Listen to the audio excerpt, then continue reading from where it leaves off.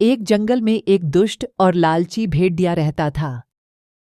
एक दिन उसने एक हिरण का शिकार किया। शिकार के बाद पर वह अपने लालच पर नियंत्रण नहीं रख पाया और जल्दी जल्दी उसे खाने लगा। इस जल्दीबाजी में एक हड्डी उसके गले में अटक गई। हड्डी अटक जाने पर वह बहुत परेशान हो गया। अब उससे न कुछ खाते बन रहा था, न ही पीते। उसने बहुत कोशिश की कि किसी तरह हड्डी उसके गले से निकल जाए, लेकिन सारी कोशिश बेकार गई। अंत में उसने किसी से सहायता लेने का विचार किया।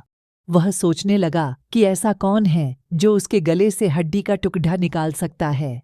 कुछ देर सोचने पर उसे सारस का ध्यान आया। सारस की लंबी गर्दन और चोंच थी। वह उसके मुंह में अपनी चोंच घुसाकर आसानी से हड्डी निकाल सकता था। बिना देर किए भेड़िया सारस के पास पहुंचा और बोला, सारस भाई, मेरे गले में एक हड्डी अटक गई है। क्या तुम अपनी चोंच से वो हड्डी निकाल दोगे? मैं तुम्हारा बहुत एहसानमंद रहूंगा और तुम्हें उचित इनाम भी दूंगा। सारस पहले तो भेड़िए के मुंह में अपनी चोंच डालने से डरा, लेकिन बाद वे उसे भेड़िए पर दया आ गया और वह तैयार हो गया।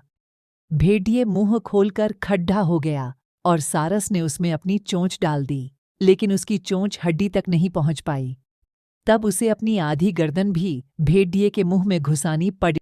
सारस की गर्दन मुंह में जाते ही लालची भेड़िए के मन में लालच जागने लगा। उस सोचने लगा कि यदि मैं इसकी लजीज गर्दन को चबा पाता तो मजा आ जाता, लेकिन उस समय उसे अपने गले में फंसी हड्डी निकलवानी थी, इसलिए वह मन मारकर रह गया। कुछ ही देर में सारस ने उसके गले से हड्डी निकाल दी।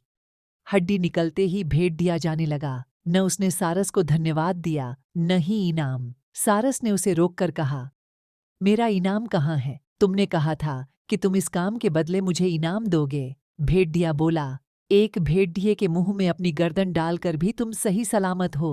क्या यह तुम्हारा इनाम नहीं है? इतना कहकर भेड़िया चला गया और सारस मुंह लटकाकर खड़ेढ़ा रह गया।